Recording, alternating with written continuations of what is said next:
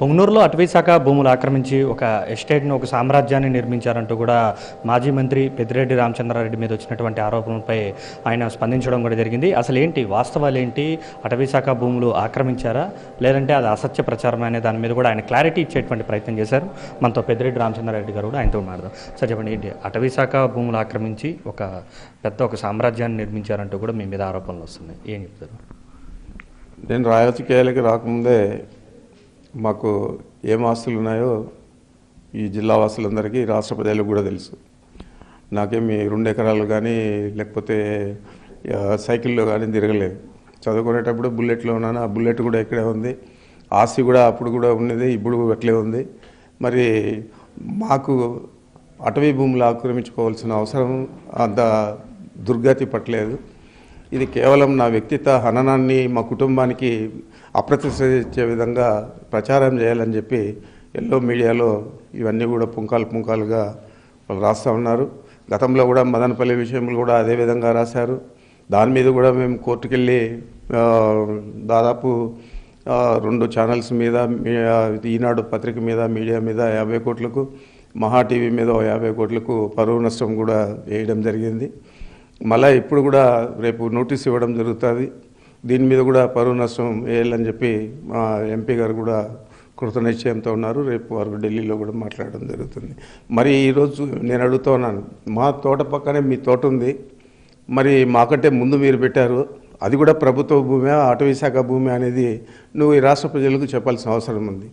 మరి నువ్వు అదంతా కూడా చెప్పకుండా కేవలం మా మీద అప్రతిష్ట తేవాలని చెప్పి ఈ విధంగా చేయడం అనేది చాలా దురదృష్టకరం.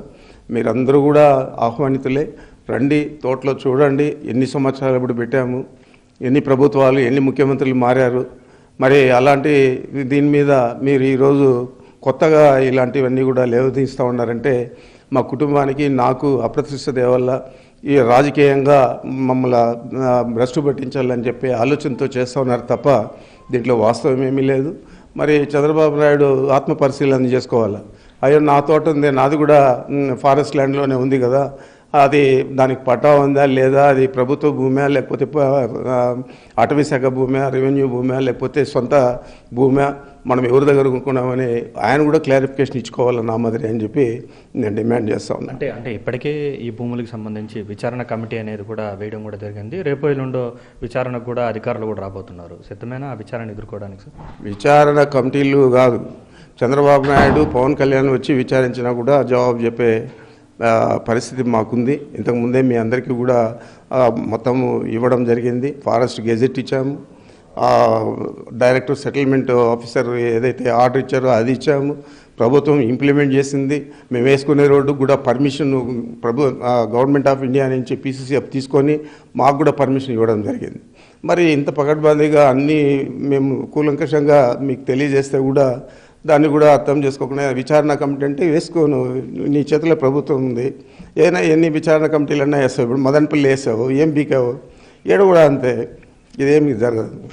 ఇది ఎన్ని విచారణలైనా వేసుకోవచ్చు. ఏదైతే పొంగనూరు అంశం మీద నేరుగా కావాలంటే స్వయంగా CM Chandrababu, deputy CM Pawan Kalyan నేరుగా వచ్చి కావాలన్నా కూడా విచారించుకోవచ్చు. విచారణను ఎదుర్కోవడంలో ఎలాంటి భయాలు కూడా మాకు లేవంటున్నారు పెద్దిరెడ్డి రామచంద్రారెడ్డి.